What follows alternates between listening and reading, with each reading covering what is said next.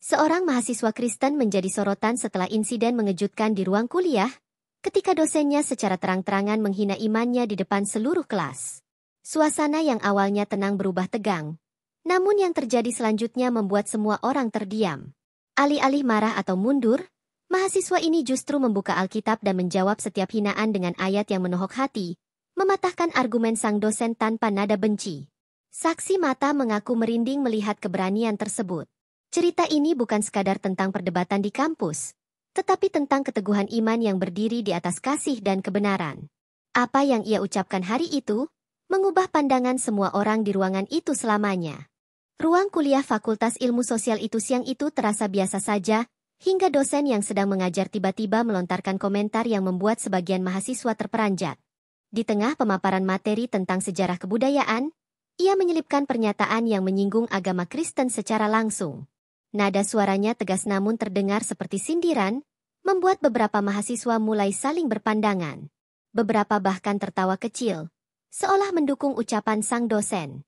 Di baris tengah, seorang mahasiswa Kristen yang selama ini dikenal pendiam hanya terdiam sambil mencatat. Ekspresinya terlihat kaku, matanya fokus pada buku di depannya. Namun telinganya tak bisa mengabaikan kata-kata yang terus meluncur dari depan kelas. Teman-temannya sesama Kristen yang duduk di dekatnya mulai gelisah, tapi tak ada yang berani angkat suara. Mereka tahu dosen ini punya reputasi sebagai pengajar yang keras kepala. Seiring waktu, komentar dosen itu semakin mengarah pada penilaian yang merendahkan. Ia mengaitkan ajaran Kristen dengan hal-hal yang dianggapnya irasional, bahkan menyebutkan bahwa Alkitab penuh dengan kontradiksi. Suasana kelas berubah menjadi hening tegang, namun beberapa mahasiswa justru terlihat penasaran, menunggu apakah ada yang akan membalas. Mahasiswa Kristen itu masih diam, hanya sesekali menunduk. Ketegangan semakin terasa ketika dosen berhenti sejenak, menatap tajam ke arah mahasiswa tersebut, lalu mengajukan pertanyaan retoris yang bernada menantang. Kalau kamu merasa Alkitab itu benar, bisakah kamu buktikan sekarang di depan kelas ini? Ucapnya lantang. Semua kepala serentak menoleh, menunggu reaksi. Beberapa mahasiswa mengangkat ponsel, mulai merekam suasana yang memanas itu. Udara di ruang kuliah seakan mengental. Mahasiswa yang menjadi sorotan itu menegakkan badan, namun belum memberikan jawaban. Dalam hatinya, ia bergulat antara diam demi menghindari keributan atau berdiri untuk membela imannya. Sementara itu, dosen melipat tangan di dada, ekspresi wajahnya penuh tantangan. Beberapa mahasiswa yang mengenalnya tahu bahwa ia sebenarnya punya kemampuan berbicara yang baik, apalagi soal pengetahuan Alkitab. Ia pernah memimpin diskusi rohani di kampus, tetapi selalu menjaga sikap agar tidak memicu konflik. Hari itu, situasinya berbeda. Tekanan demi tekanan membuatnya berada di titik di mana pilihan untuk berbicara hampir tak terelakkan.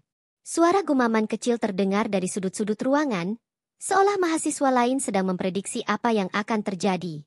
Ada yang menganggap ini sekadar adu argumen biasa, namun ada juga yang merasa ini bisa menjadi momen yang menentukan. Rekaman video di beberapa ponsel terus berjalan, mengabadikan detik demi detik ketegangan yang kian menguat. Dosen kembali mengulang sindirannya, kali ini dengan kalimat yang lebih tajam. Mungkin kamu takut, atau sebenarnya kamu sendiri tahu bahwa kitab itu tidak logis, katanya. Beberapa tawa terdengar diikuti bisik-bisik kecil. Mahasiswa yang menjadi sasaran sindiran itu menarik napas panjang, masih menunduk, seakan sedang mempersiapkan sesuatu. Di pojok ruangan, seorang mahasiswa yang tak terlibat langsung merasa gelisah.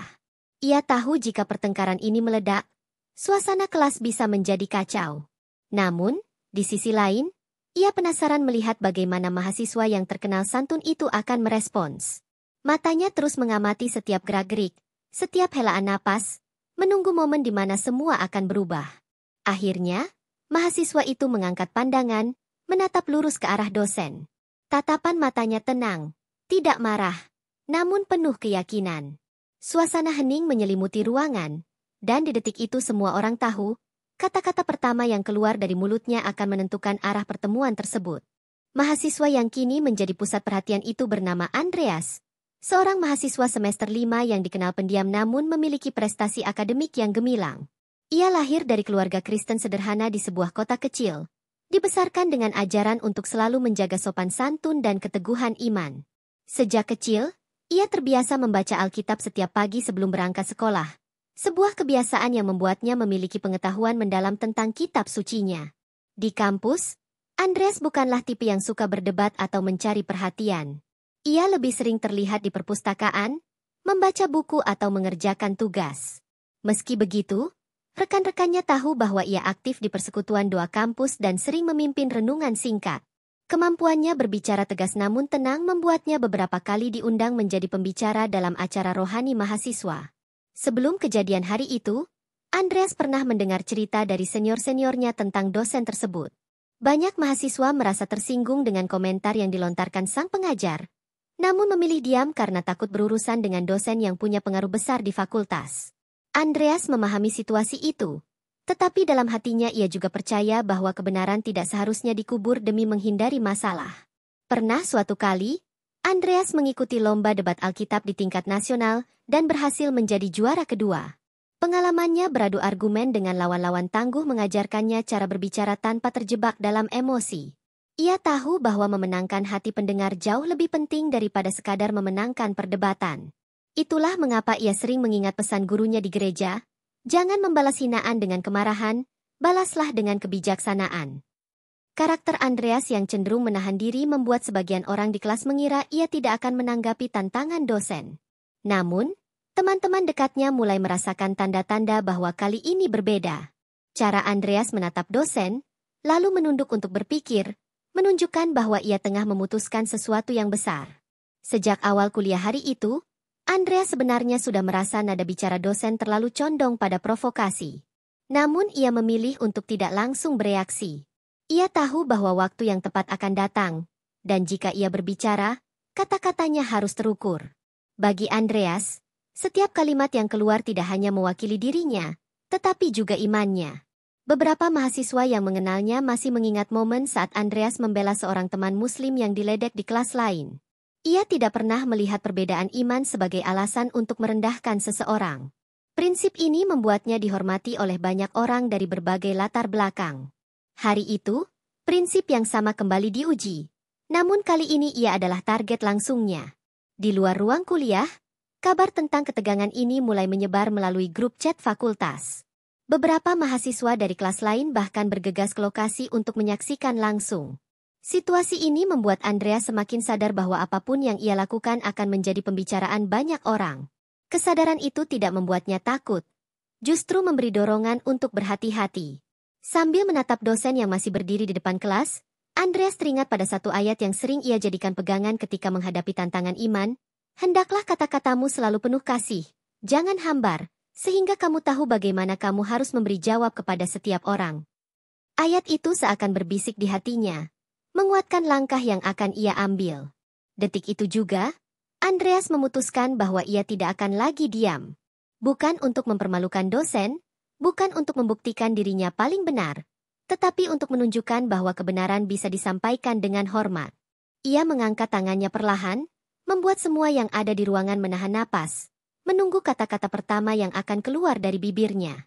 Andreas berdiri dari kursinya dengan gerakan tenang, membuat derit kursi terdengar jelas di ruangan yang kini sunyi.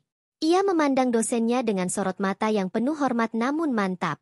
"Pak, izinkan saya menanggapi," ucapnya pelan namun cukup jelas untuk didengar seluruh ruangan. Nada bicaranya tidak meninggi, tetapi memiliki ketegasan yang membuat beberapa mahasiswa spontan menahan napas. Dosen itu mengangguk sambil tersenyum tipis, senyum yang lebih menyerupai tantangan. "Silakan.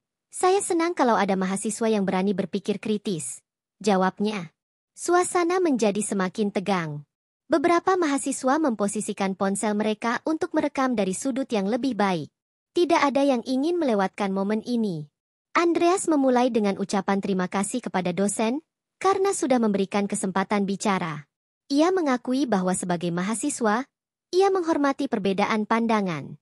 Namun, ia menekankan bahwa jika pembahasan menyentuh keyakinan agama, maka sebaiknya dilandasi data yang akurat dan pemahaman yang tepat. Ia mengingatkan bahwa perkuliahan adalah ruang akademis yang seharusnya menjunjung kebenaran dan rasa hormat, bukan prasangka. Dosen mengangkat alis, tampak terkejut dengan pembukaan yang begitu rapi. Ia sempat mencoba memotong, namun Andreas tetap melanjutkan.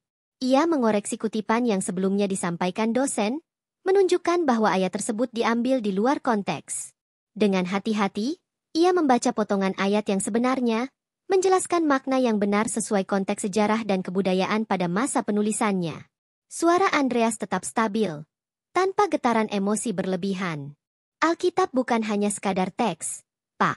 Ia adalah catatan sejarah, pengajaran moral, dan warisan rohani yang telah mengubah hidup jutaan orang sepanjang ribuan tahun.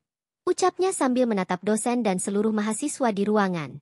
Beberapa mahasiswa yang tadi tertawa kini mulai menunduk, sementara yang lain menatap Andreas dengan kagum.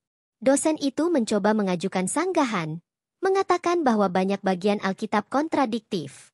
Andreas menjawab dengan tenang bahwa dalam kajian hermeneutika, setiap teks harus dibaca dalam konteks lengkapnya.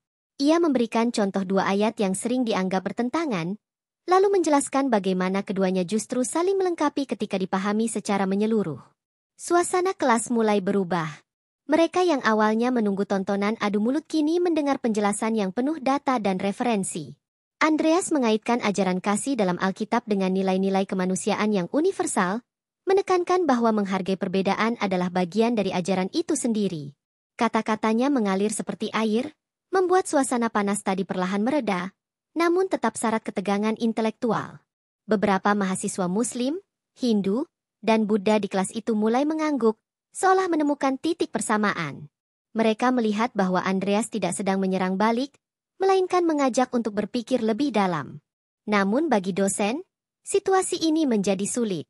Semakin lama Andreas berbicara, semakin jelas bahwa posisinya sebagai pengajar justru terlihat lemah di hadapan para mahasiswa.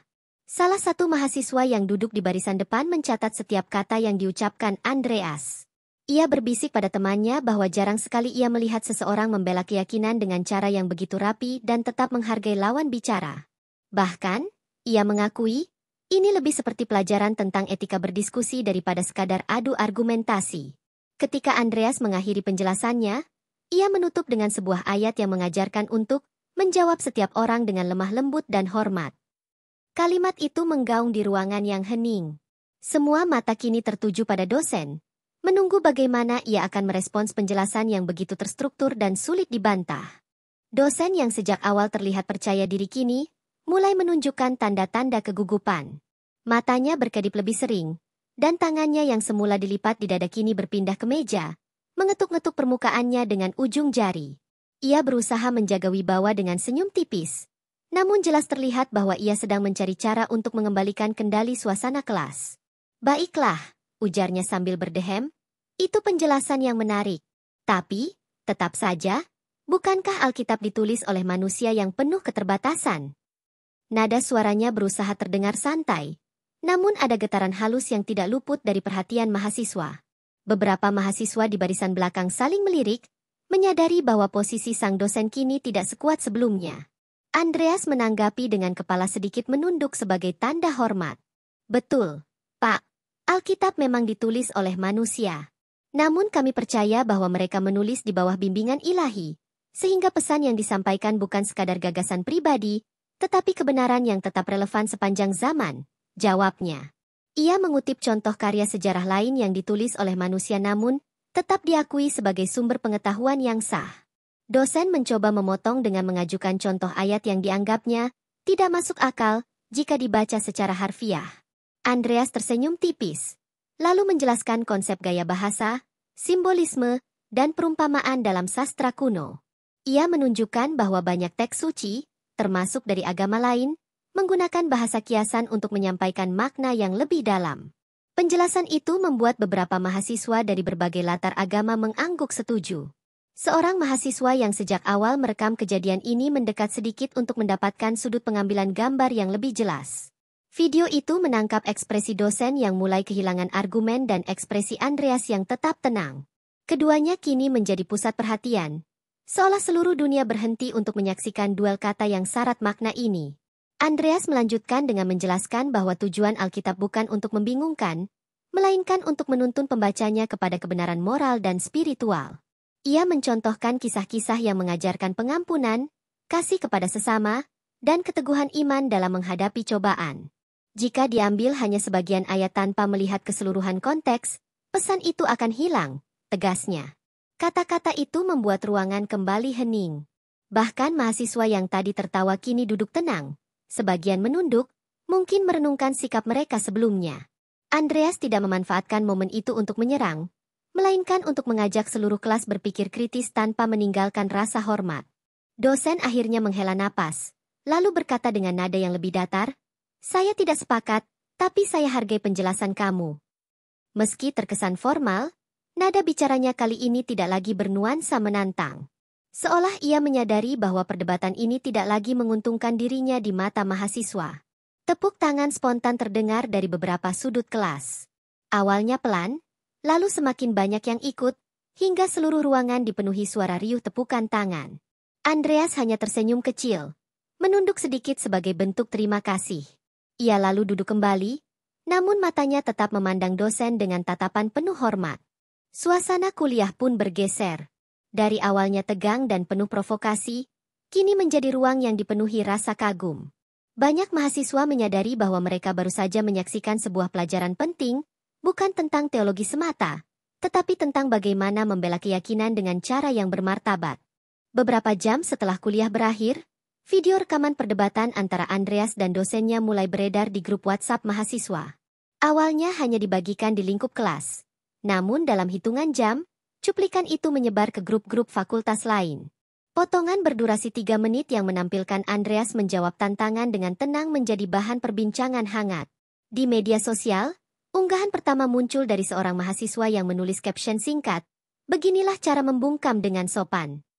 Video itu langsung mendapatkan ratusan komentar dan dibagikan puluhan kali dalam waktu singkat. Tagar yang berisi dukungan untuk Andreas mulai bermunculan. Sebagian memuji keberaniannya, sebagian lagi mengkritik perilaku sang dosen. Netizen yang melihat video itu terbelah menjadi dua kubu. Satu pihak menganggap Andreas memberikan teladan bagaimana menghadapi provokasi dengan kepala dingin, sedangkan pihak lain menilai dosen seharusnya menjaga sikap di ruang kuliah. Meski berbeda pendapat, hampir semua sepakat bahwa momen tersebut adalah peristiwa yang jarang terjadi di lingkungan akademis. Beberapa akun rohani Kristen mengunggah kembali video tersebut disertai ayat Alkitab yang selaras dengan sikap Andreas. Salah satunya menulis, "Jawablah setiap orang dengan lemah lembut dan hormat," mengutip ayat yang juga diucapkan Andreas di akhir penjelasannya. Unggahan ini membuat video semakin viral, menembus audiens di luar lingkungan kampus. Tak butuh waktu lama, media online lokal mulai melirik peristiwa ini. Judul-judul berita seperti, "Mahasiswa membalas sindiran dosen dengan Alkitab," atau "Debat damai yang menggemparkan kampus," muncul di beberapa portal berita. Wartawan mencoba menghubungi Andreas untuk meminta komentar. Namun ia menolak wawancara dan hanya mengatakan bahwa semua yang ia lakukan semata-mata karena pertolongan Tuhan. Di sisi lain, dosen yang terlibat dalam perdebatan itu mulai mendapatkan sorotan tajam. Beberapa alumni mengaku pernah mengalami perlakuan serupa, namun tidak semua punya keberanian untuk menanggapi. Tekanan publik membuat pihak universitas mulai mengambil langkah untuk menelusuri kejadian ini lebih lanjut. Rekaman yang semakin viral juga sampai ke telinga keluarga Andreas di kampung halamannya. Ibunya mengaku bangga, namun juga mengingatkan anaknya untuk tetap rendah hati dan tidak terbawa arus popularitas. "Ingat, Nak, semua ini hanya alat untuk menyatakan kasih Tuhan, bukan untuk mencari nama," pesan sang ibu melalui telepon. Sementara itu, di kampus, mahasiswa dari berbagai fakultas mulai mengenali Andreas. Beberapa menghampirinya untuk memberi salam atau sekadar menyatakan kekaguman. Meski demikian, Andreas tetap menjalani hari-harinya seperti biasa, masuk kuliah, duduk di perpustakaan, dan melayani di persekutuan doa. Pihak persekutuan doa kampus bahkan memanfaatkan momentum ini untuk mengadakan seminar tentang etika berdiskusi lintas iman. Andreas diminta menjadi pembicara, namun ia sempat ragu sebelum akhirnya setuju. Baginya, jika ini bisa menjadi sarana untuk menyebarkan pesan damai, ia siap melakukannya. Gelombang perhatian yang datang begitu cepat membuat Andreas harus berhati-hati dalam bersikap. Ia sadar bahwa sekali saja ia terpleset, semua yang telah ia tunjukkan bisa ternoda. Namun di lubuk hatinya, ia merasa tenang karena percaya bahwa langkahnya sejauh ini berjalan sesuai kehendak Tuhan. Keesokan harinya, suasana kampus terasa berbeda. Papan pengumuman fakultas menampilkan informasi bahwa pihak rektorat akan mengadakan rapat tertutup membahas insiden yang terjadi di ruang kuliah 2 hari lalu. Mahasiswa mulai berspekulasi, Sebagian percaya dosen tersebut akan mendapat teguran, sementara yang lain ragu pihak kampus berani mengambil langkah tegas mengingat statusnya sebagai pengajar senior. Di ruang rektorat, rapat yang dipimpin langsung oleh rektor dihadiri oleh dekan fakultas, kepala jurusan, serta perwakilan badan kemahasiswaan. Laporan resmi yang memuat kronologi kejadian dibacakan, disertai bukti rekaman video yang kini sudah tersebar luas. Rekaman itu diputar di layar besar, membuat semua yang hadir bisa melihat jelas bagaimana suasana perdebatan di kelas tersebut berlangsung. Beberapa petinggi kampus terlihat menggeleng pelan saat mendengar nada provokatif sang dosen. Salah satu anggota rapat menekankan pentingnya menjaga lingkungan akademik yang bebas dari diskriminasi dan prasangka agama. Ia menyebut bahwa insiden ini bisa mencoreng reputasi universitas jika tidak ditangani dengan bijak. Tak lama kemudian, dosen yang bersangkutan dipanggil untuk memberikan klarifikasi. Ia datang dengan wajah datar, berusaha menunjukkan ketenangan. Dalam keterangannya, ia mengaku tidak bermaksud menghina, melainkan mencoba memicu diskusi kritis. Namun, pengakuan ini terdengar lemah karena rekaman menunjukkan nada yang cenderung menyerang, bukan memancing dialog sehat. Pihak kampus juga memanggil Andreas untuk dimintai keterangan. Berbeda dengan sang dosen, Andreas menjawab pertanyaan dengan lugas dan tanpa nada menghakimi. Ia bahkan mengatakan bahwa dirinya tidak menuntut sanksi apapun, hanya berharap kejadian seperti ini tidak terulang. Sikap rendah hati ini membuat suasana rapat sedikit mencair. Rektor menutup pertemuan dengan keputusan sementara, dosen tersebut diberi teguran resmi dan diwajibkan mengikuti pelatihan etika mengajar, sementara pihak kampus akan memperketat aturan terkait materi yang sensitif di ruang kuliah. Keputusan ini diumumkan secara internal, namun kabar tersebut tetap bocor ke mahasiswa. Di luar rapat, beberapa mahasiswa dari berbagai latar belakang agama mendatangi Andreas untuk mengucapkan terima kasih. Mereka menilai tindakannya bukan hanya membela iman, tetapi juga memperjuangkan suasana belajar yang sehat bagi semua. Andreas menanggapinya dengan senyum dan ucapan singkat, "Kita semua berhak belajar tanpa rasa takut atau terhina." Meski sebagian orang menganggap keputusan kampus terlalu ringan, banyak yang menilai ini langkah awal yang baik. Setidaknya, kasus ini telah membuka mata banyak pihak bahwa diskriminasi agama, sekecil apapun, tidak boleh diabaikan di lingkungan pendidikan. Kampus kemudian mengumumkan akan mengadakan forum lintas iman secara berkala untuk mendorong toleransi dan pemahaman antar mahasiswa. Andreas diminta ikut menjadi salah satu panelis. Ia menerima tawaran itu dengan pertimbangan bahwa ini bisa menjadi wadah yang bermanfaat bagi semua pihak. Di balik semua sorotan yang ia terima, Andreas tetap menekankan bahwa kejadian ini bukan tentang dirinya melawan dosen, melainkan tentang bagaimana kebenaran bisa disampaikan tanpa kebencian. Pesan itu ia sampaikan kepada teman-temannya, berharap mereka juga berani bersuara dengan cara yang bermartabat ketika menghadapi ketidakadilan. Di ruang kelas yang dipenuhi ketegangan sejak awal semester, suasana hari itu mencapai puncaknya ketika sang dosen kembali mengungkit topik yang sama, kritik terhadap iman Kristen yang ia lontarkan dengan nada merendahkan. Mahasiswa Kristen itu, yang selama ini memilih diam demi menjaga suasana, kali ini berdiri dengan penuh keyakinan. Ia menatap dosennya dengan tatapan tenang, lalu membuka Alkitab yang selalu ia bawa di dalam tasnya. Seluruh kelas terdiam, bahkan suara langkah kaki di lorong pun seolah menghilang. Dengan suara mantap, ia mulai membacakan ayat-ayat yang menegaskan nilai kasih, pengampunan, dan kebenaran, yang jelas bertolak belakang dengan stereotip yang dilemparkan sang dosen. Setiap kata terdengar seperti panah yang tepat mengenai sasaran, namun tetap dibalut kelembutan. Wajah dosen yang semula penuh percaya diri perlahan kehilangan ekspresinya, seakan menyadari bahwa mahasiswa di depannya memiliki landasan yang lebih kuat dari sekadar opini. Beberapa mahasiswa mulai menunduk, ada yang tersenyum bangga, bahkan sebagian tampak menahan air mata. Suasana yang tadinya panas berubah menjadi hening penuh hormat. Dosen itu akhirnya terdiam, tidak melanjutkan kritiknya, hanya memberikan isyarat agar pembahasan dihentikan. Mahasiswa itu lalu duduk kembali, menyimpan Alkitabnya, dan memberi senyum tipis yang penuh damai. Kejadian itu menyebar cepat di kampus, menjadi bahan pembicaraan yang menginspirasi banyak orang. Bagi sebagian mahasiswa, hari itu menjadi pengingat bahwa keyakinan yang dipegang teguh dan disampaikan dengan kasih memiliki kekuatan yang tidak bisa dibantah. Beberapa minggu setelah insiden di kelas itu, suasana kampus mulai terasa berbeda.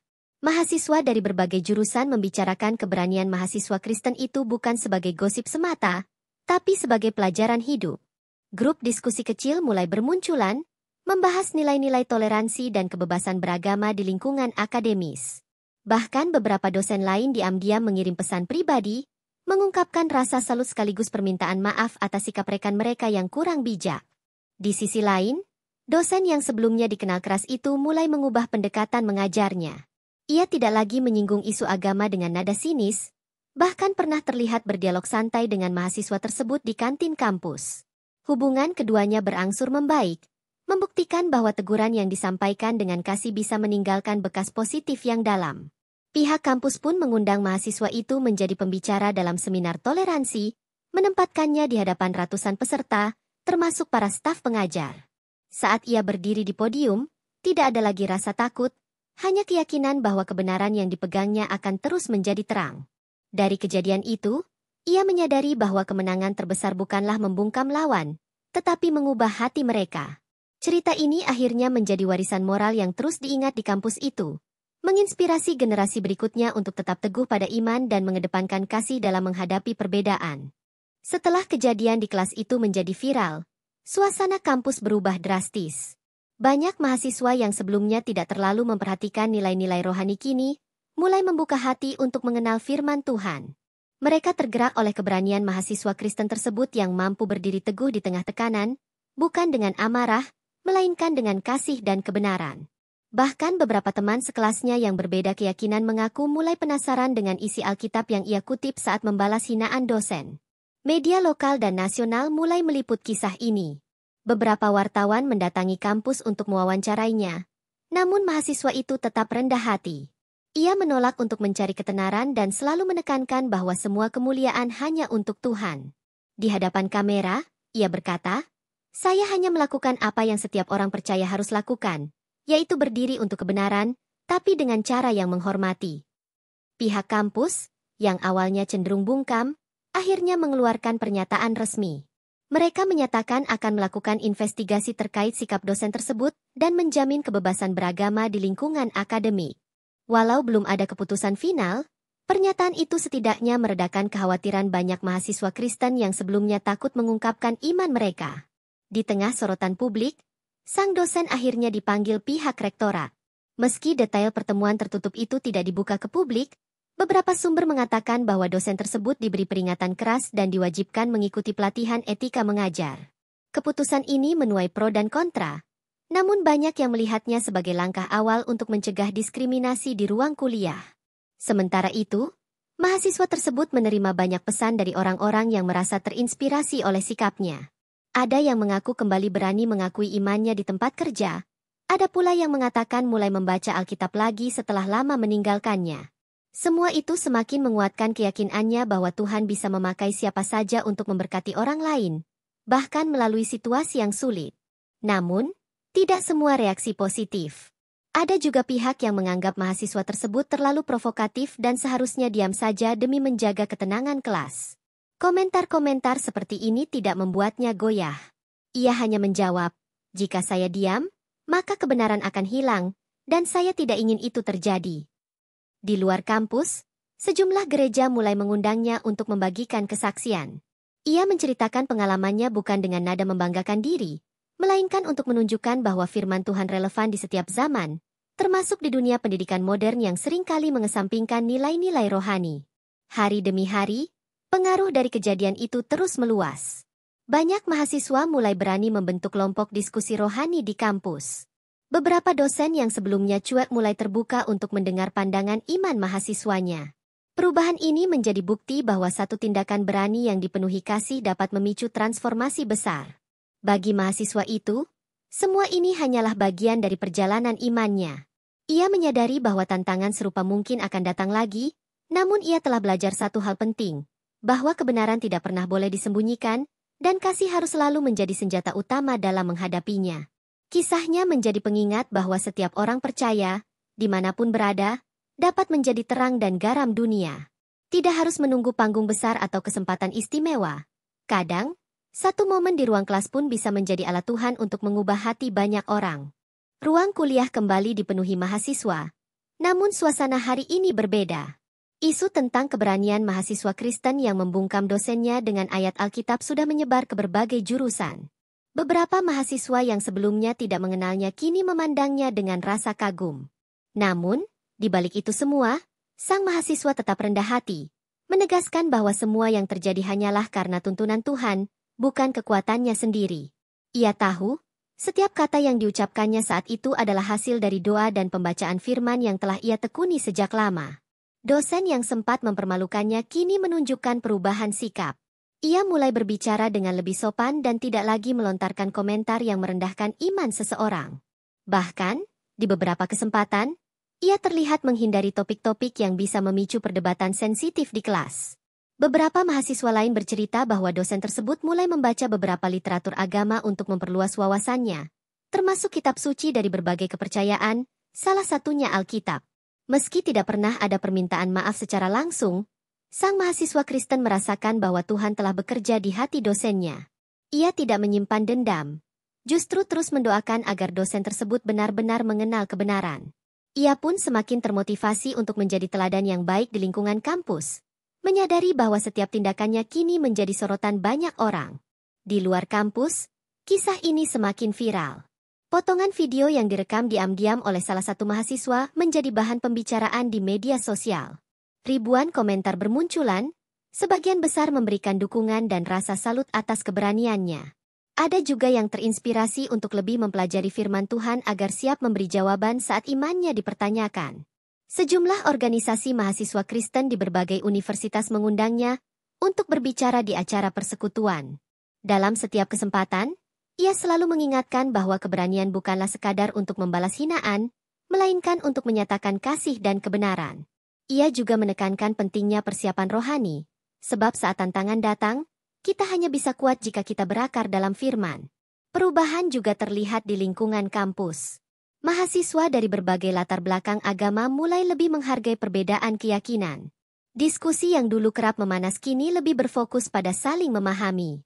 Bahkan pihak kampus mulai merancang seminar tentang toleransi dan kebebasan beragama, dengan mengundang pembicara lintas iman.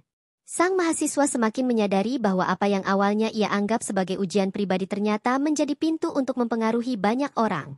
Ia belajar bahwa Tuhan sering bekerja melalui situasi yang tampak sulit untuk menghasilkan kebaikan yang lebih besar. Dari satu momen kecil di kelas, lahirlah gelombang perubahan yang menjangkau jauh melampaui tembok kampus. Malam itu, ia kembali membuka Alkitabnya. Matanya tertuju pada ayat yang pernah ia kutip di hadapan dosennya. Jawablah orang bodoh menurut kebodohannya, supaya jangan ia menganggap dirinya bijak. Ayat itu kini terasa memiliki makna yang lebih dalam. Ia bersyukur telah diberikan kesempatan untuk menjadi saksi kebenaran di waktu yang tepat. Dengan hati penuh syukur, ia menutup doa malamnya, memohon agar Tuhan terus memakainya menjadi alat untuk menyebarkan kasih dan kebenaran. Ia tahu, tantangan mungkin akan datang lagi, tetapi dengan iman yang teguh, ia siap menghadapinya. Baginya, membungkam hinaan bukan dengan amarah, tetapi dengan firman yang hidup, adalah kemenangan sejati. Dan di sudut hatinya, ia percaya bahwa hari itu bukan hanya dirinya yang belajar, tetapi seluruh kelas, sang dosen, bahkan orang-orang yang menonton dari jauh, telah menyaksikan kuasa yang tak terbantahkan dari firman Tuhan yang kekal. Ruang kuliah kembali diwarnai ketegangan ketika dosen yang sebelumnya menghina mahasiswa Kristen itu, mencoba memancing emosi dengan pertanyaan-pertanyaan yang menyudutkan.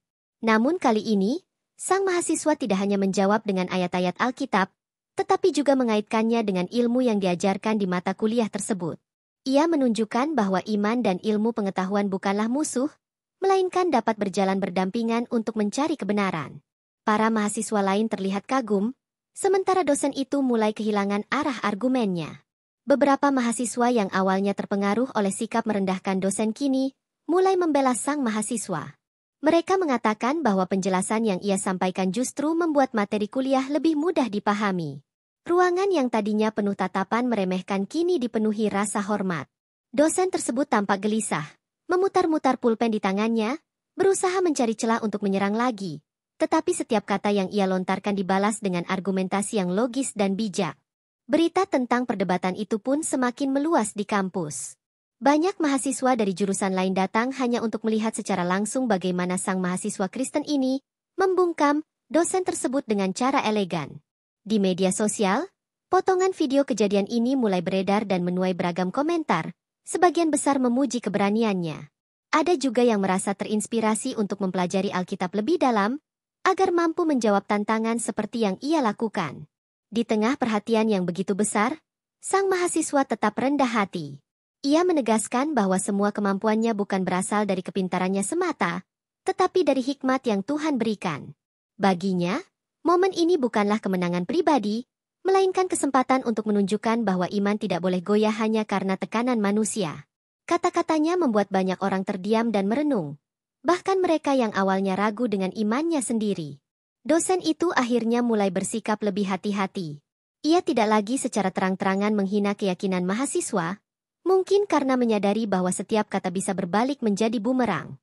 Meskipun gengsi membuatnya enggan meminta maaf secara terbuka, perubahan sikapnya menjadi tanda bahwa ia mulai mengerti batasan dalam mengajar. Sebagian mahasiswa menganggap ini sebagai kemenangan moral yang jauh lebih berarti daripada sekadar perdebatan yang dimenangkan. Suasana kelas perlahan kembali normal, tetapi aura hormat terhadap sang mahasiswa tetap terasa. Banyak mahasiswa lain mulai mendatanginya untuk bertanya soal iman, bahkan yang sebelumnya tidak tertarik pada agama. Ia pun dengan sabar membimbing mereka, membuka Alkitab, dan menjelaskan ayat demi ayat. Hal ini membuat kelompok belajar kecil mulai terbentuk, dengan tujuan tidak hanya membahas pelajaran kampus, tetapi juga memperdalam nilai-nilai rohani.